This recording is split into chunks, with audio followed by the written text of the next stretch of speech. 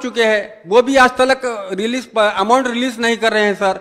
तो मैं आपके जरिए वो भी कहूंगा सर, और खास तौर से सर मुझे अफसोस के संगात इस असेंबली में ठहरकर आपके जरिए गवर्नमेंट से कहना पड़ रहा है सर, के.टी. रामाराव साहब की मिनिस्ट्री के अंदर शहर हैदराबाद में एक बेहतरीन तरक्की हो रही है, एक मॉडल शहर बन रहा है, एक एडवांस शहर बन रहा है, मगर मेरी कॉन्स्टिट्यूंसी इसी शहर में आती है, बहादुरपुरा कॉन्स्टिट्यूंसी।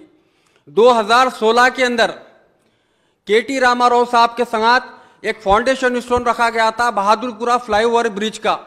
आज 2020 आ चुका है सर, उस 2021 आ चुका है, वो फ्लाईओवर आज तक भी कंप्लीट नहीं हुआ है।